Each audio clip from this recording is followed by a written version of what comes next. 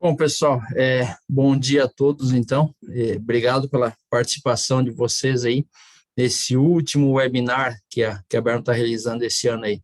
Foram mais de 20 realizados durante o ano e, com certeza, a gente conseguiu compartilhar bastante conhecimento. Lembrando que todos os webinars, eles estão disponíveis lá no YouTube também, então, tem nosso canal do YouTube, clica lá, dá um joinha, como os YouTubers falam. Está lá à disposição bastante informação técnica para vocês aí, compartilhem com suas equipes aí, com seus conhecidos, a gente agradece bastante. À medida que o webinar vai desenrolando, a gente vai tirando as dúvidas, eu vou monitorando o chat, vocês podem mandar suas perguntas e a gente já vai sanando elas à medida do possível. A programação dos webinars para ano que vem, em janeiro, ela deve ser liberada também, então, em fevereiro está previsto o primeiro webinar, a gente está fechando essa programação ainda, vocês logo vão ter à disposição também a programação, só seguir nossas redes sociais aí, vocês vão ter toda essa programação à disposição. Bom, o webinar de hoje, vamos falar um pouquinho do aproveitamento do vapor flash e um pouco, muito básico, sobre usar vapor flash em termocompressores. Tem pessoal aí que já conversando antes do webinar, já sabe, pessoas que têm bastante conhecimento nessa área. É um produto termocompressor muito comum na indústria de papel e celulose também, então a gente vai tentar compartilhar um pouquinho sobre essa questão de termocompressores. Bom, o que é o vapor flash? Isso é uma dúvida que muita gente tem quando a gente começa a falar de vapor flash, sistemas aí de recuperação de vapor flash. No mundo, basicamente, falando de vapor de água, só existem dois tipos de vapor, que é o famoso vapor saturado e o vapor superaquecido. O vapor flash nada mais é do que um vapor saturado. Ele segue todo um conjunto de condições físico-químicas que o vapor saturado segue. O superaquecido, para ele chegar nessa condição, ele tem que sair da caldeira, numa condição de vapor saturado, e aí existe um grau, uma qualidade de vapor que o pessoal utiliza, que é o título do vapor, e aí existe o vapor saturado seco e o vapor saturado úmido. O vapor superaquecido, ele tem que chegar a um ponto de vapor saturado seco e aí receber mais energia térmica para daí sim ganhar uma temperatura a mais. Então, ele foge um pouco da regra de pressão-temperatura do saturado. Então, você passa ele de novo no superaquecedor de alguma forma. E o vapor flash, como todo mundo sabe, a água na condição de nível do mar, ela ferve, tem um ponto de ebulição, de evaporação de praticamente 100 graus. Então, toda aquela energia, aquela temperatura que se tem a mais numa rede de vapor, numa rede de vapor, ou seja, na fase antes do purgador, toda essa energia, e aí a gente tem que sempre ter na cabeça aqui, se eu estou reduzindo a pressão, por exemplo, para 3 bar 143 graus, eu tenho o purgador, antes dele eu posso ter, sim, água a 143 graus. Isso significa que, pelo fato de eu estar com o sistema pressurizado, eu tenho uma água com uma temperatura de ebulição muito mais alta. E isso, quanto maior a pressão, maior a temperatura de evaporação, de ebulição. Então, como estou antes do purgador, estou à mesma pressão do vapor, ele segue a regra de temperatura do vapor. Claro, se eu tiver um trocador de calor superdimensionado ou projetado para consumir energia da fase líquida, você vai ter uma temperatura abaixo. Mas, de novo, vale somente o lembrete, o vapor flash, no caso condensado, antes do purgador, ele pode ter a mesma temperatura do vapor. Então, isso é importante. Como eu tenho, por exemplo, 3 bar, e vamos imaginar que toda a linha de retorno de condensado esteja despressurizada, eu tenho uma água de 143 graus, na hora que eu passo pelo purgador, essa energia excedente, ou seja, quando a gente fala de calor sensível, está atrelado à variação de temperatura de água, esses 43 graus de energia sensível que a gente tem a mais, ele vai causar a evaporação parcial dessa água. A gente vai ver como a gente calcula isso um pouquinho mais para frente. Então, existe sim uma condição, e aí, após o purgador, de reduzir a pressão para 0 bar, e a temperatura vai buscar os 100 graus. Se minha rede de retorno de condensado estiver pressurizada, ele vai tender a buscar a mesma temperatura da temperatura de evaporação ou temperatura de vapor saturado para aquela pressão. A gente vai ver mais um pouquinho. E o que tem dentro de uma rede de retorno de condensado?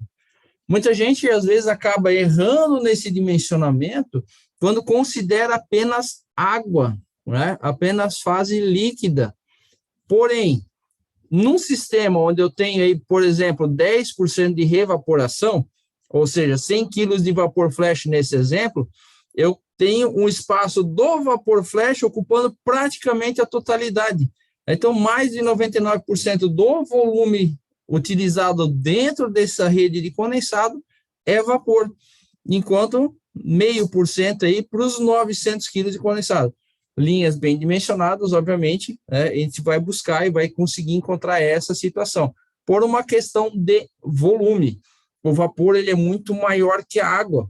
Então, para ter uma ideia, quando a gente começa, exemplo do vídeo que vai passar em seguida, se eu despressurizar 1 quilo, né, de condensado, né, ele evaporar, então 1 quilo de vapor flash a 0 bar, ele tem um tamanho, um volume específico de quase 1,7 metros cúbicos. Então, no mesmo espaço, eu consigo botar 1.700 litros de água, eu coloco 1 quilo de vapor a 0 bar de pressão, até a pressão ambiente. Então, ele ocupa muito mais espaço. Então, quando você olha nos tanques de condensado, você enxerga lá o sistema numa condição saindo um monte de vapor, às vezes, pelo volume, o pessoal acaba se enganando um pouquinho. Purgador descarregando, vocês podem observar, ele fechou, começou a descarregar, e tudo que está saindo, esse vapor saindo junto com o condensado, é um vapor, famoso vapor flash do sistema, né? Então você tem, de novo, ó, condensado, vapor, condensado, vocês podem ver que corre um mínimo fio de condensado sempre. Esse vapor aí é o famoso vapor flash. Não dá para ver bem no vídeo, mas você tem um filete de condensado saindo, e aí parcial dele é o famoso vapor flash do sistema. A tabela de vapor. Eu falei que o vapor flash nada mais é que um vapor saturado, com 1 grau de umidade, né, mas ele é saturado. Então, a 0 bar de pressão, ele vai ter uma temperatura de aproximadamente 100 graus, o volume de 1,69 metros cúbicos para cada quilo de vapor, né? Então, a gente tem aquele volume gigante. O peso é o inverso. A energia na fase líquida, na fase condensado, é praticamente 1 para 1 da temperatura. E o calor total nada mais é que a soma do sensível com a soma da energia de evaporação. Então, para eu conseguir pegar 1 quilo de vapor, elevar para a temperatura de evaporação, eu tenho um consumo lá, considerando a partir de 0 graus, na fase líquida ainda, 99 quilocalorias para cada quilo. Para eu pegar esse mesmo 1 quilo e converter ele para vapor, eu vou precisar de 539 quilocalorias para cada quilo. Então, o total é a soma dos dois. Para eu conseguir gerar vapor com água partindo de 0 na fase líquida, levar para 100 graus e evaporar, eu tenho que jogar 638,5 quilocalorias para cada quilo de vapor que eu quero gerar. Então, quando a gente começa a gerar 10 bar, vocês observam que a temperatura 184, calor sensível 185. Então, basicamente 1 para 1. E quanto maior a pressão, mais fácil se torna gerar vapor. Menos energia eu preciso para gerar vapor devido à agitação das moléculas, enfim. Então, eu consumo um pouco menos. Se for olhar, 638 para 663 quilocalorias a mais, eu tenho um custo energético de geração de vapor de alta pressão. E aí tem um motivo, por que eu já não gero em baixa pressão quando eu quero fazer um aquecimento de 3 bar? Perda de carga da tubulação, tamanho de tubulação, né? Oscilação da caldeira. Então, muitas vezes o pessoal acaba preferindo gerar uma pressão mais alta para compensar a perda de carga de distribuição. Você colocar uma redutora e entregar sempre 3 bar de pressão e não uma oscilação que, dependendo do combustível, o controle da caldeira vai de 2 a 4. Tá? Então, a gente trabalha com as pressões mais estáveis possíveis para ter uma boa qualidade de vapor e, obviamente, uma boa qualidade de transferência térmica. Tá? Então, basicamente, como é que eu vou calcular a quantidade de vapor flash que a gente tem disponível numa rede de retorno de condensado? Tá? Equação é bastante fácil. Calor sensível de alta pressão, ou seja, a energia que tem no condensado antes do purgador, antes, né, alta pressão, então o lado de entrada do purgador, menos o calor sensível de baixa pressão, ou seja, isso vai ser correspondente com a energia de a pressão que está na rede de retorno de condensado. Eu vou pegar essa diferença de energia, então lembra o exemplo que eu citei anteriormente, eu tenho antes o purgador 143 graus e depois a 0 bar 100 graus. Então, essa diferença de energia, como é basicamente 1 para 1, você pode ter na cabeça que a diferença da temperatura dessa energia de calor sensível, ela vai ajudar a evaporar. Então, eu vou pegar a diferença dessas energias e eu vou dividir pela energia necessária para evaporar a água, né? E, obviamente, a baixa pressão, porque na rede de retorno de condensado estou evaporando na pressão dela. E aí muita gente me pergunta, qual que é a pressão? Gente, existe um dispositivo que é bastante caro, né? Que o pessoal instala nas redes de retorno de condensado, chamado manômetro. Brincadeiras à parte. Instalem um manômetro nas redes de retorno de condensado, monitore os níveis de pressão que vocês têm, eles vão trazer informações valiosas, muitas vezes, para você identificar quando uma máquina está operando bem e quando não. Então, você consegue, através da pressão e retorno de condensado, monitorar o funcionamento de máquinas. E outra, quando você percebe que você trabalha normalmente, por exemplo, de 1 bar, ele começa a subir para 1,5, 2, você tem ou bypass de purgador aberto, ou você tem purgadores vazando. Então, ele é um indicativo para que você possa identificar problemas nessa parte de purgadores. Então, é importante sempre instalar um manômetro, até porque isso auxilia no dimensionamento correto dos purgadores também, né? Aqui eu já fui pela parte de calor sensível, mas um nome bonito, é entalpia do líquido saturado a alta pressão.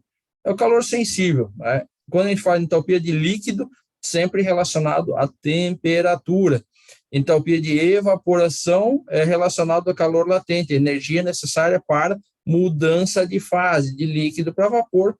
E, obviamente, o contrário também, calor latente é o que se usa nos cálculos dos trocadores de calor para saber quanta energia que eu tenho no vapor, que eu vou ceder e condensar ele e fazer a transferência térmica efetiva do meu sistema.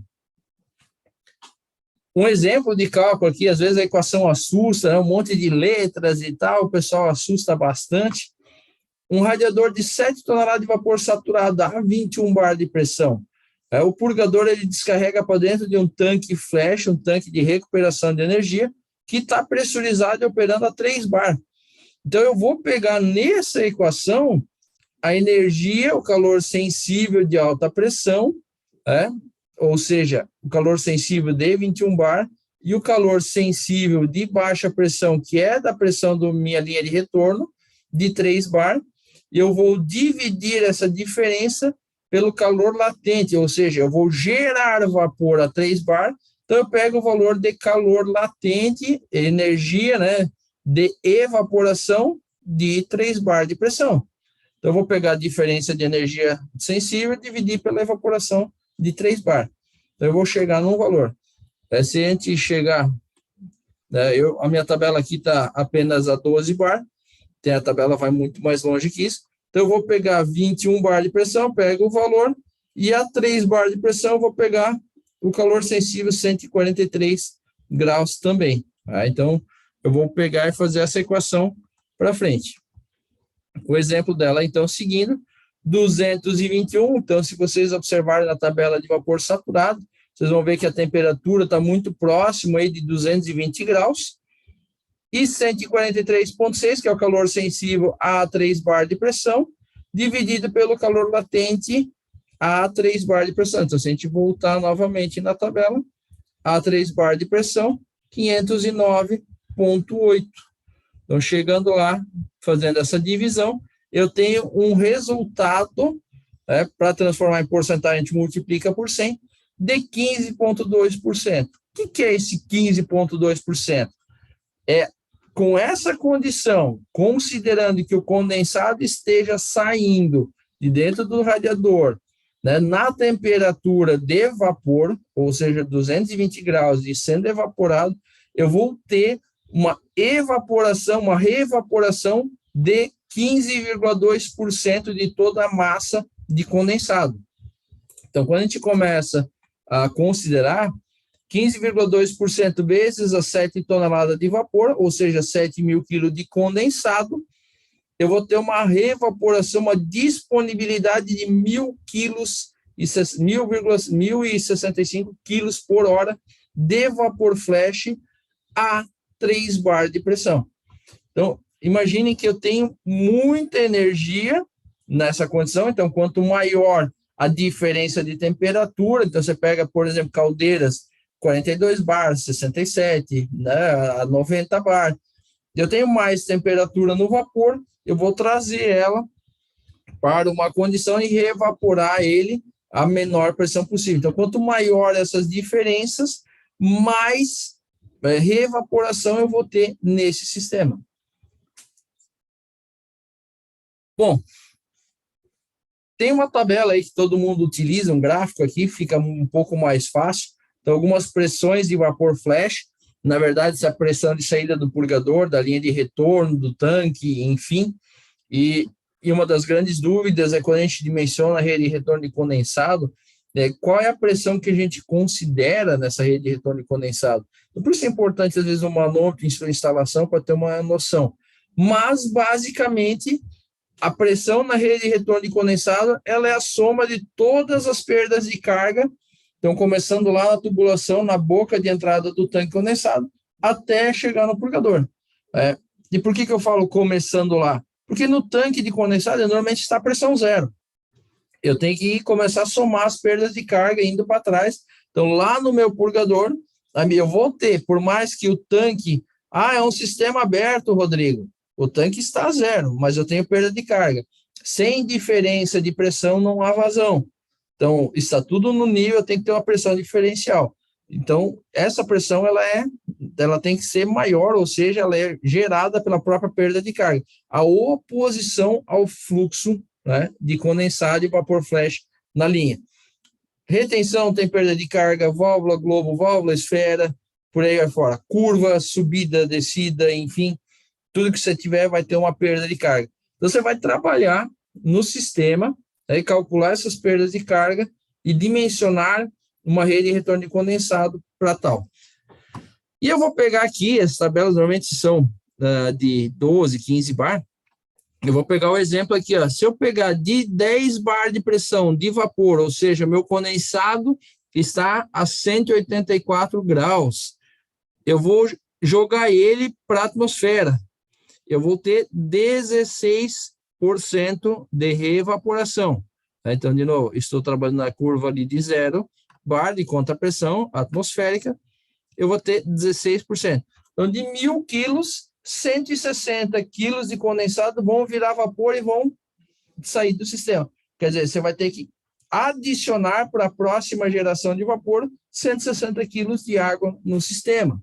Então, você tem essa condição. Se eu pressurizar minha linha de retorno de condensado a 1 bar de pressão, eu continuo vindo com 10, eu vou ter um pouquinho mais de 12, mais ou menos 12,5% de reevaporação. Então, vocês podem notar que quanto maior a minha pressão, minha contrapressão, pressão dentro da rede de retorno de condensado, menor vai ser a taxa. Se eu pegar 2,5 aqui, eu vou ter algo em torno de 9% de revaporação. Porque eu estou trabalhando de novo delta de temperatura. Eu travei minha entrada, mas subi minha pressão do retorno, ou seja, minha temperatura na rede de retorno condensado subiu, eu tenho menos diferencial, ou seja, menos geração. E aí, para continuar o exemplo, de 6 bar para 1,5, né, eu vou ter aqui 7,3% de revaporação. Ou se eu pegar aqui, por exemplo, de 3 para 1,5, eu tenho aqui um pouquinho mais de 3% de evaporação, porque meu delta começa a diminuir demais. Então, você trabalha nessas condições. Aqui tem um exemplo que a gente acaba utilizando, ó. 10 bar de geração de vapor, 10 toneladas, mas o meu consumo aqui eu travei em 6.000 quilos. Então, venho com as tubulações de 10 para uma linha de zero, descarregando para a atmosfera, eu vou ter 161 quilos de reevaporação. De 3 para a atmosfera, eu tenho 82. Vocês podem observar que caiu basicamente pela metade. De 10, jogando fora, de novo, 161. Para 6, 123. Para 1, eu tenho, de 1 para 0, eu tenho apenas 38 quilos. Basicamente 39. Então, quanto mais eu acabar subindo a pressão na minha rede de retorno de condensado, menor a geração. Onde antes de 10 para 0 eu tinha 160, de 10 para 1 eu tenho 125 quilos. Então, quanto mais perda de carga eu tiver no retorno de condensado, menos geração de vapor flash eu vou ter. Então, você vai diminuindo esses valores. E você tem que tomar cuidado nesses projetos com essa condição de perda de carga muito alta em equipamentos de baixa pressão. Então, legal, vamos instalar um sistema de recuperação de vapor flash. Mas você tem uma válvula, uma linha, uma área, um equipamento que consome vapor a 1 bar. E se pressurizar a linha de retorno a 1 bar, você não tem diferença de vazão, ele não consegue drenar. Então, você vai ter que desconsiderar esse cálculo, fazer um sistema de bombeamento, você tem que achar alguma solução viável para essa aplicação, né? Como é que a gente calcula essas redes de retorno de condensado? Que isso é bastante pertinente. O que eu venho falando aqui desde o início do webinar. Antes do purgador, nós consideramos uma fase líquida, porque eu ainda estou na condição de alta pressão, ou seja, se meu equipamento está trabalhando a 6 bar de vapor, eu tenho praticamente 6 bar de vapor no purgador, eu tenho uma condição de condensado. O purgador ele tem a função de reter a fase vapor e deixar sair a fase líquida. Então, a gente, para dimensionar, para só sair líquido, a gente dimensiona esse bocal do trocador de calor, enfim, ele dimensiona como líquido. E a equação está aí. Então, eu vou trabalhar com a questão da vazão, que eu vou passar por ele, uma constante aqui para transferência de segundos para horas, milímetros para metros, enfim, adequação de unidades, dividido pela velocidade. E a gente vai calcular esse sistema antes do purgador com a velocidade de 0,5 a 2 metros por segundo. Existe uma faixa, tá? Como ele está na parte de baixo da divisão, quanto maior esse valor, menor o resultado, menor o diâmetro. Então, muita gente às vezes vai pensar assim, eu vou botar 2 metros por segundo para dar um diâmetro pequeno. Legal. Você pode fazer isso, dentro das boas práticas, isso é aplicável, porém, é mais coerente você trabalhar com velocidade de 0,5, que ele chega mais próximo ao diâmetro do purgador. Um exemplo que a gente teve, o cidadão comprou uma máquina de consumo de 1.400 quilos por hora de vapor, ou seja, o purgador ele tem que drenar 1.400 quilos de condensado por hora, é a vazão de projeto do purgador. E o fabricante da máquina, ele até passou, deu 2,2, 2,3 metros por segundo, ele deixou uma linha de saída de 0,5 polegada. Então, ele fez o cálculo com 2 e decidiu instalar meia polegada lá para garantir que, se o purgador estava aberto, não tenha tanta perda de vapor, enfim. Talvez essa foi a lógica do fabricante.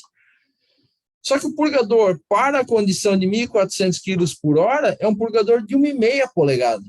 Então, quando a gente começou a fazer o cálculo, a gente falou assim, olha, ok, vai deixar a linha de meia, ninguém vai alterar o trocador de calor do fabricante, né?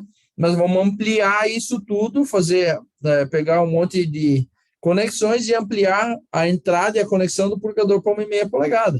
E aí a gente chegou no valor de 0,5, mais ou menos. E depois do purgador, a gente já mostramos para vocês que depois do purgador, nós temos uma fase, né, líquida, com ocupação de menos de 1% do espaço, e a fase vapor com ocupação de 99% do espaço. Então, se dimensiona a parte após o purgador, ou seja, ele passou no purgador, saiu o condensado, vai gerar reevaporação. A gente considera somente a massa de vapor, né?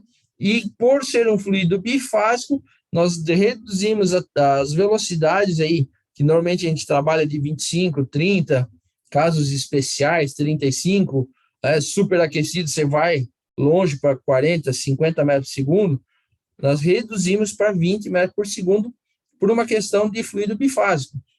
Você imagina condensado em alta velocidade, é erosão, você vai furar curva, vai furar instalação, por aí afora. A equação muda um pouco, que entra justamente o fator de volume específico. Esse volume específico você vai ter que buscar lá na tabela, e ele tem que ser correspondente com a pressão da rede de retorno de condensado. Então, quando se trabalha lá, eu vou dimensionar no exemplo lá do radiador, um tanque flash a 3 bar, o volume específico tem que ser do vapor a 3 bar de pressão. E você consegue dimensionar esse sistema.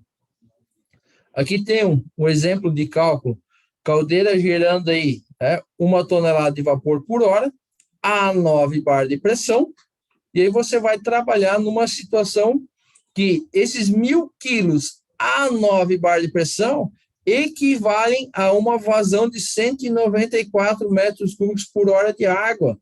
Então, você vai trabalhar numa linha de 2 polegadas, por exemplo, né? Então, vai dimensionar essa rede, 28,4 metros por segundo, vai para o trocador. Isso aqui é um sistema bastante simplificado, óbvio, né? Tem o troca térmica, o tanque camizado, o trocador, qualquer equipamento de transferência de energia térmica possível. Eu vou condensar os 1.000 quilos, eu vou ter água na temperatura 9 bar de 179,181 graus, mais ou menos. Por isso eu tenho uma correção de volume, porque a água quente ela tem um volume um pouquinho maior. Nessa condição, mais ou menos 11%. A mesma coisa aqui é 1,11 metro cúbico de água. Se eu dimensionar para 1.000 quilos, existem os purgadores, e aí vai um alerta para vocês, existe o purgador de 1 polegada baixa vazão e alta vazão. Isso afeta bastante o preço. Nessa condição, o purgador de 1 polegada alta vazão atenderia. Olha aí a velocidade, 0,7 metros por segundo. Então, eu estou trabalhando na condição mais baixa. Se eu trabalhasse com a velocidade 2, daria um purgador de meia polegada, né? O purgador de meia polegada não atende essa vazão. Então, aqui é um 1 polegada alta vazão. No caso lá, nossa linha 635 da ARE. Passou no purgador, saiu, eu vou ter mais ou menos 131 quilos de vapor flash. A diferença aqui, eu vou facilitar aqui, 870, 869 quilos de condensado, que é a diferença. Então, que 131 reevaporou, mas dá praticamente a vazão de 1 metro cúbico de água passando aqui. Só que o vapor flash, olha esses 130 quilos, numa linha, no sistema a 0,7 bar de pressão, ele tem um volume de 130 metros cúbicos por hora, equivalente, volume de vazão equivalente, 130 metros cúbicos por hora. Olha só, linha de 2 polegadas, 19 metros por segundo. Eu tenho que mandar 2 polegadas de vapor e tem que retornar 2 polegadas de condensado. E aí vai, né? Quem de vocês tem a linha de purgador lá, normalmente na mesma bitola? Eu venho com uma linha de uma, purgador de uma, e aumenta para 2 para fazer a linha de retorno. Normalmente o pessoal segue tudo 1 polegada. E lembrando que essa pressão, ela é consequência das perdas de carga da instalação. Então, eu vou trabalhar com velocidades muito mais altas, gera mais perda de carga, gera mais pressão. Então, você vai trabalhar com condições de erosão, furar curva, danificar a válvula, enfim, você vai ter uma série de problemas. Então, aqui é uma condição mais ideal de operação. Quanto maior a pressão de entrada e menor a contrapressão, mais vapor flash tem, maior tem que ser essa tubulação de condensado. Tá? Então, vai uma regrinha prática assim que nós utilizamos aqui sempre nos treinamentos, e eu utilizo na minha vida profissional também. Eu estou andando numa rede de 10 bar de pressão, no máximo a linha de retorno de condensado saindo do purgador é uma bitola a menos, né? Igual ou uma a menos. Claro, se trabalhar com 3 bar, 4 bar, aí você pode aí ter reduções de 2, às vezes 3 bitolas aí na condição. Mas é uma regra prática, você tem que ir lá, né, nas planilhas, nos softwares e fazer o dimensionamento correto dessa instalação. Vamos lá, eu tenho 1 bar, pegando aquele mesmo exemplo, né, de 1 bar, eu tinha aí quase 500 quilos mais ou menos de geração de vapor flash. Eu vou adicionar um sistema de recuperação de energia. Eu vou adicionar meio quilo de perda de carga nessa instalação. Tá? Então, eu vou considerar, já caiu minha capacidade, minha geração de vapor flash para 444. Então, você vai trabalhar. Obviamente, eu não posso mais considerar essa drenagem, que é os 38 quilos, que eu não vou conseguir, eu vou ter que jogar para a atmosfera, bombear, separar a fase, eu vou ter que achar alguma solução técnica para isso, e eu vou ter 444 quilos. Então, uma das formas da gente acabar fazendo essa recuperação de energia, que são sistemas mais tradicionais, é um sistema onde toda a linha de condensado cai para um tanque, que é o famoso tanque flash, tanque de revaporação. Então, vou receber, ele vai estar operando 1,5 bar. A linha de condensado aqui, 10 toneladas, ele vai separar fase, né? Basicamente. Então, eu vou tirar aqui 9.366, se não me engano, o número, quilos, né, de condensado, jogar para o sistema de retorno, e 444 quilos desses 10 mil, eu vou ter uma reevaporação. Ah, Rodrigo, mas você falou no começo que era mais de 10%. Você tem que lembrar que esse sistema aqui, ele trabalha com pressões variadas. Ah, mas eu gero 10. Não é a pressão de geração, e sim a pressão de consumo, né, do vapor que vai calcular, utilizar para calcular. Então, para cada área, para cada grau de pressão, você vai ter uma condição de temperatura. Você tem que lembrar que, após passar numa redutora, por exemplo, de 10 para 3, você vai reduzir a temperatura do vapor e você vai equalizar e melhorar a qualidade desse vapor. Então, você vai ter que considerar sempre a energia de 3 bar, de 6 bar, de 1 bar, da pressão que está sendo consumida nessa troca térmica. As drenagens de linha, sim, você está com 10 bar antes do purgador, você reduz aí para 1, para 1,5, você faz a conta nessa condição. Radiadores, sistemas que estão trabalhando de alta pressão, você vai trabalhar com a rede da caldeira direto.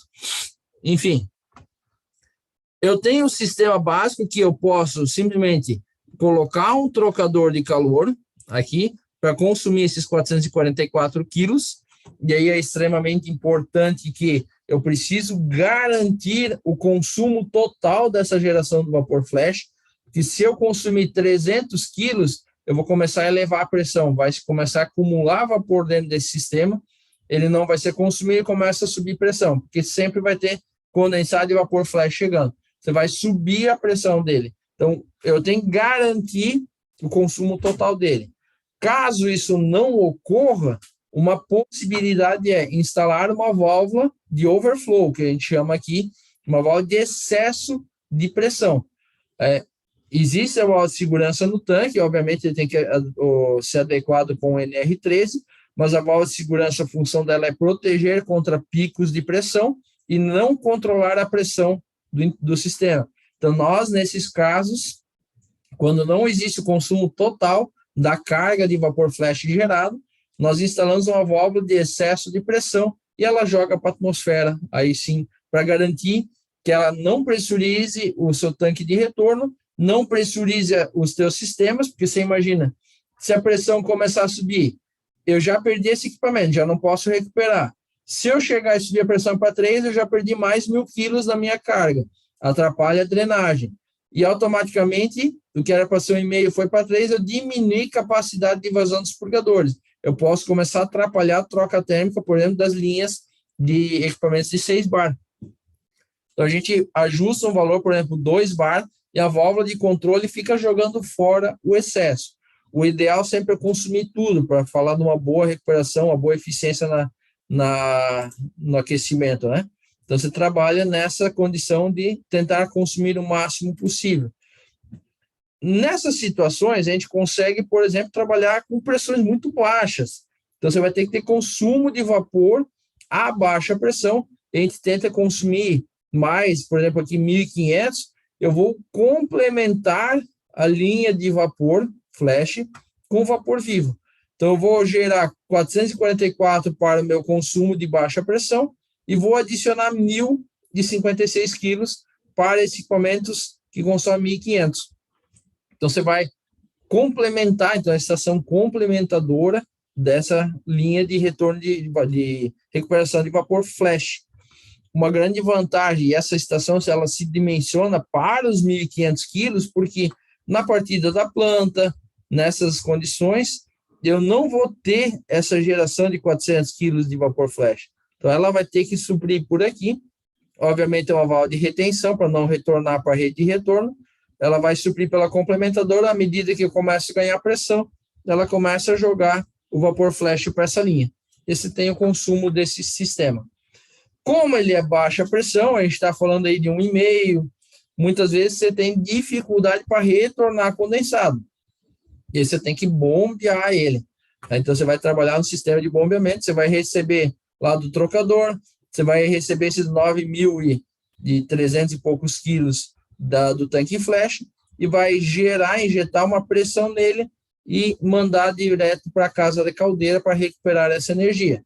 Então, você vai ter uma condição de recuperação, tá?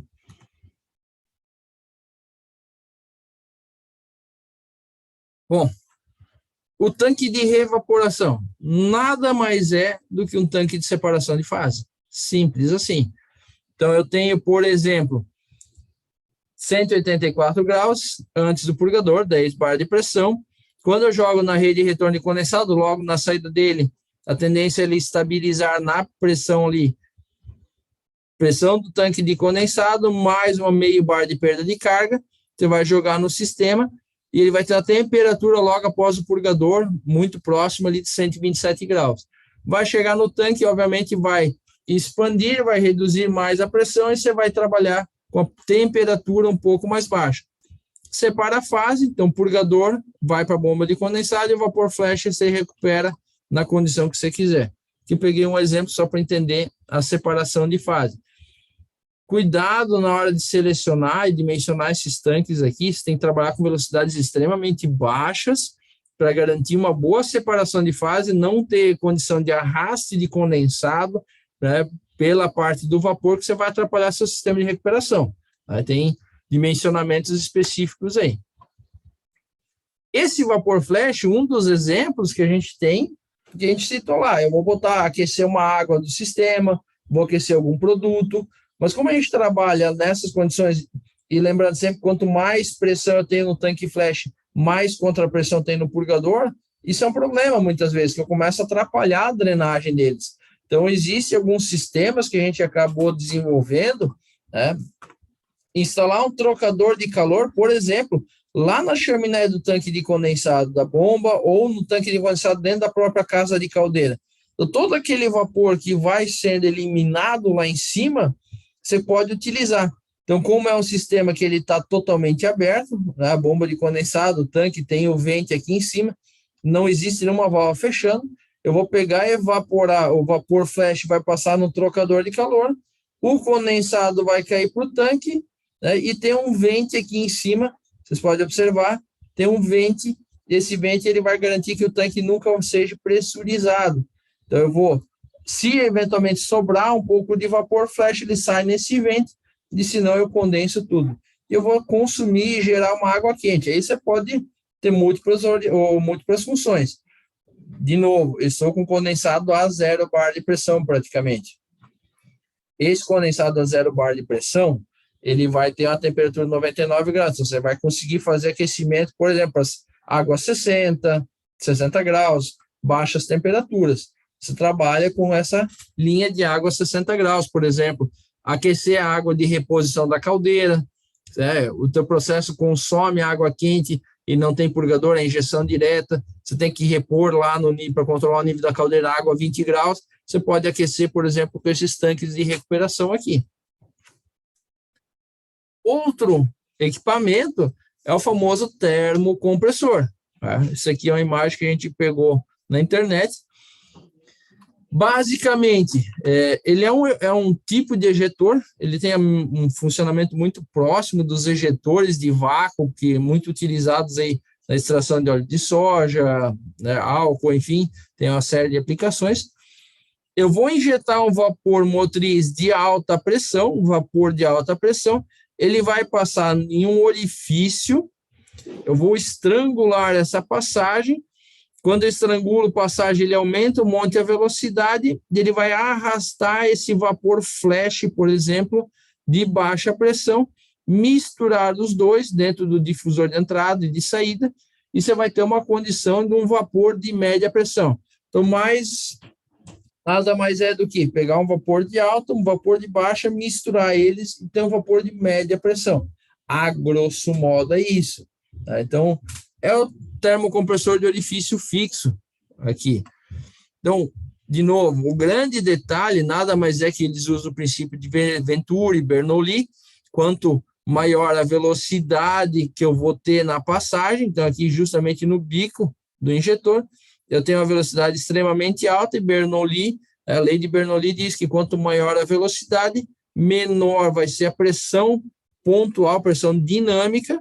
Então, eu aumento um monte a velocidade para derrubar a pressão nesse ponto, misturar os dois, e eu vou ter essas câmaras de mistura, esses ventures que vão succionar o vapor de baixa pressão, e depois eu vou aumentar os diâmetros de passagem para ele aumentar a pressão. Então, aumentando o diâmetro, vai cair a velocidade e a pressão se restabelece. Então, trabalha no princípio de Venturi. Olha, tem uma pergunta aqui do Álvaro.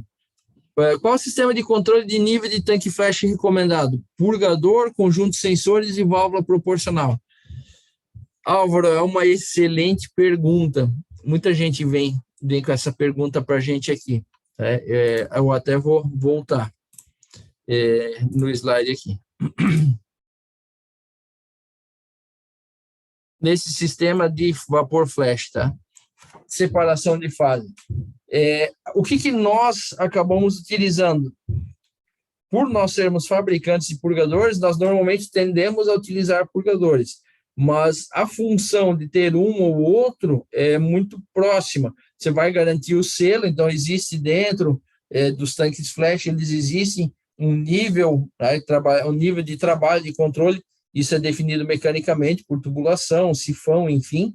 Você trabalha com nível, alagamento desse condensado dentro do sistema, e a mesma coisa que você faz, por exemplo, quando você bota lá o transmissor de pressão diferencial para medir o peso da água, definir o nível, enfim, e uma válvula de controle na saída.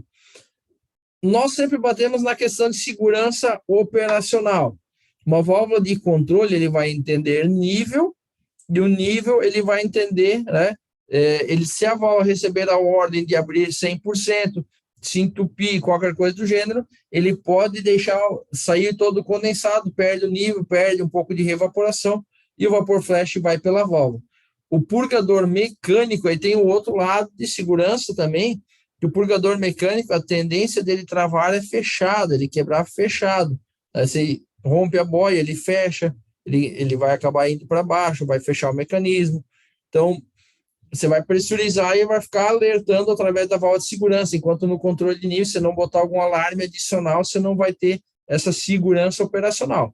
Então, nós normalmente tendemos a ir para o purgador por ser até uma situação mais barata do que sensoriamento. E sensoriamento, você tem que calibrar de tempo em tempo, tem que certificar, tem que acompanhar funcionamento, teste, tem que ter uma equipe de instrumentação. Então, o custo depois envolvido de operação e manutenção é um pouco maior.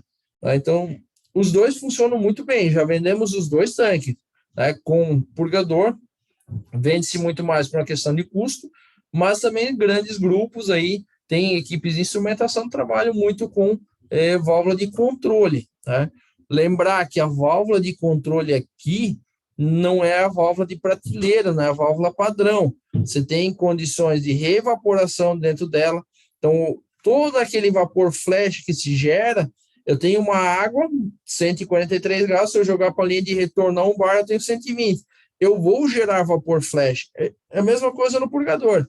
O purgador já tem os canais dimensionados para isso. A válvula de controle, você tem que trabalhar com internos endurecidos, pela questão da reevaporação, você tem que trabalhar com gaiola, de ruído, então você trabalha com uma válvula especial lá, então isso encarece um pouco mais esse sistema, tá? Mas os dois funcionam muito bem.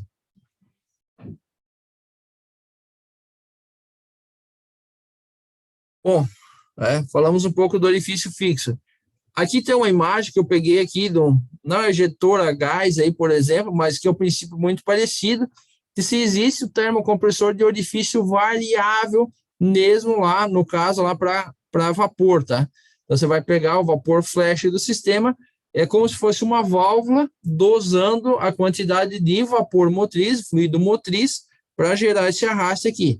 Eu peguei essa imagem somente ilustrativa para a gente ter a informação.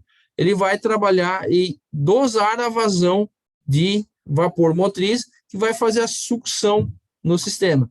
Vocês podem observar que nesse sistema aqui, a malha de controle, ela é um transmissor lá na linha, na tubulação de pressão, dosando a quantidade de vapor motriz.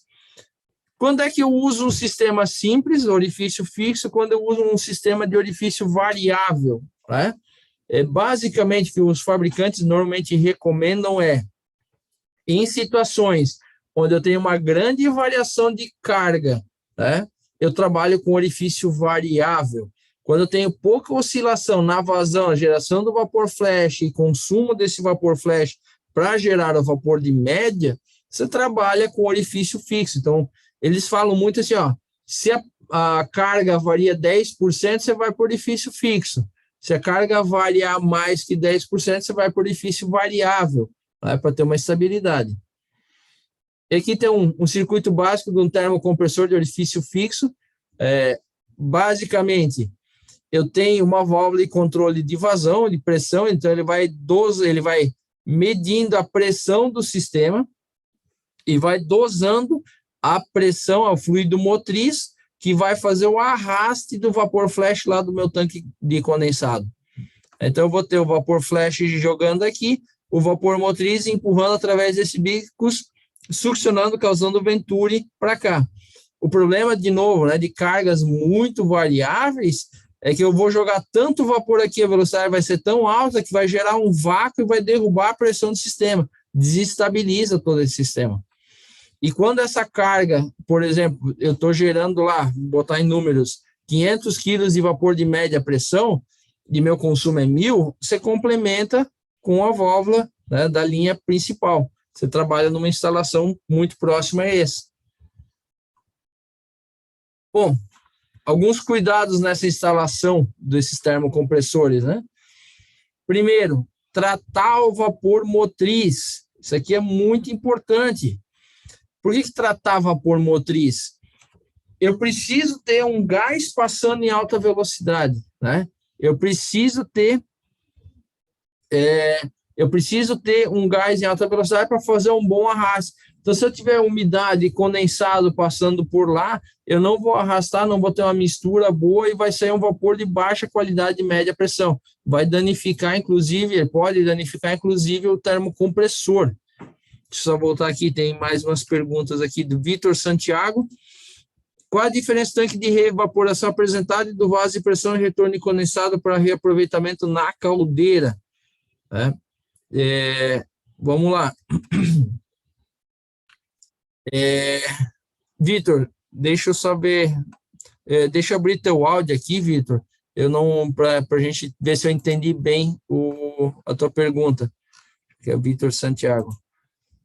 Bom, já liberei teu áudio lá, se quiser tirar do mudo e falar. O que que você entende por vaso de pressão para retorno condensado reaproveitando direto na caldeira? Você pode abrir seu áudio? Ah, está com problemas ali no áudio. Não, não tem problema. Se eu entendo direito, esses vasos são sistemas pressurizados, você injeta do tanque direto para dentro da caldeira. É isso que que você conhece, seu sistema que você fala? É pegar desse vaso e jogar direto. Bom, a diferença é, esses vasos pressurizados, Vitor, ele, na verdade, quando se trabalha com vaso pressurizado, você tem que ter bombas, obviamente, para condensado em altas temperaturas, para dar uma pressão maior que a caldeira e mandar direto para dentro dela. A grande vantagem, você não tem perda de vapor flash em momento, em local algum, né? Mas tem alguns segredos ali nessa instalação.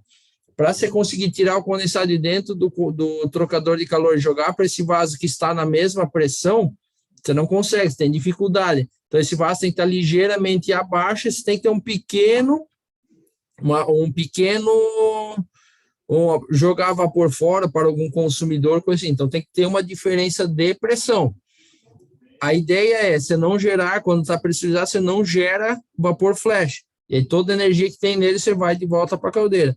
E nos tanques de revaporação, você separa a fase e consome a fase de vapor. Você pode botar um trocador na fase líquida, você pode fazer alguns reaproveitamentos diferentes ainda, tá?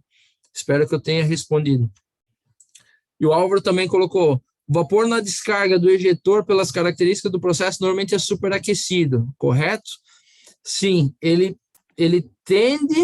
pode ter um grau de superaquecimento, tá? Então, vai depender muito da umidade do vapor flash, da qualidade desse vapor flash, Álvaro.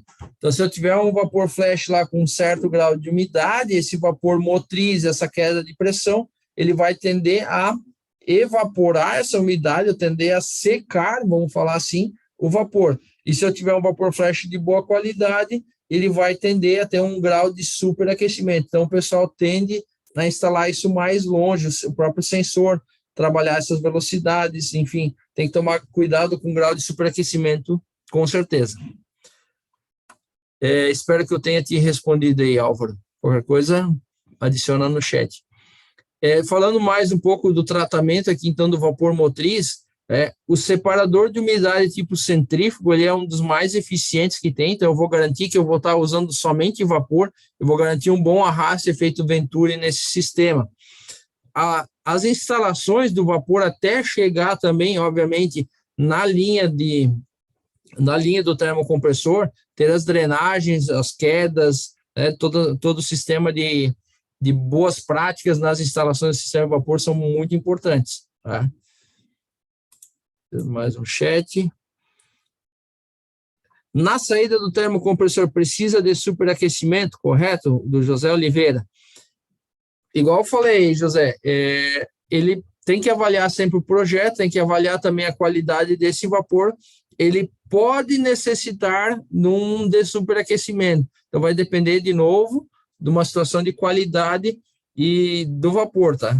Principalmente do vapor flash. Se o tanque está bem dimensionado, se sair um vapor flash com pouca umidade, ele pode ter um superaquecimento. Não é uma condição que eu vou dizer assim, sempre vai acontecer. Pode ser que aconteça. Então, o termocompressor, que a gente também acaba usando como uma recomendação, boa prática, instalar ele mais longe do consumidor. Então, eu vou trabalhar ele uma distância para que, eventualmente, se tiver um leve grau de superaquecimento, as próprias instalações de condensações que vão ocorrer na linha superaqueçam ele. Mas isso tem que analisar sempre caso a caso, tá, José? Bom, continuando, vão mandando as dúvidas aí. Estabilidade na pressão do vapor motriz, tá? A entrada do vapor. Quanto mais oscilar as vazões no vapor motriz, né? E se eu reduzir a pressão, a tendência, o volume do vapor aumentar, eu vou ter velocidades diferentes, vou ter capacidades de vazão diferentes. Então, por exemplo, lá na pressão da caldeira, tem uma pressão mais estável possível, tudo vai depender sempre do combustível, principalmente se for um combustível lá de biomassa, ela tende a ter mais oscilação. Eventualmente, se for uma condição crítica, considerar numa redutora de pressão, operar, por exemplo, caldeira 13 bar, isso é muito comum nas plantas de extração, você trabalha com a caldeira 12, 13 bar, reduz a pressão para 10, você estabiliza ela a 10 para o processo.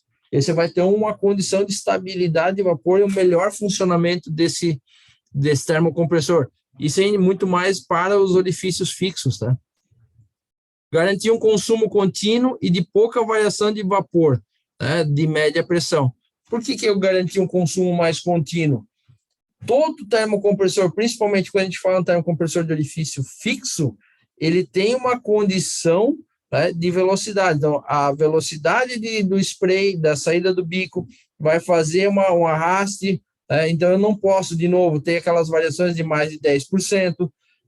Se eu tiver pouco consumo, eu vou ter uma pressão muito alta, a velocidade vai diminuir, a vazão diminui, a velocidade diminui. Diminui-se essa mistura, se afeta a qualidade do vapor de saída de média pressão. Né? Então, dependendo do caso, se isso é uma condição problemática, você trabalha com uma estação de complementação no vapor de média. Você percebeu que a pressão caiu, carga caiu, você complementa com uma válvula em bypass do termocompressor depois. Então, você vai ter uma estabilidade do sistema. Né? Então, vai trabalhar com essa condição.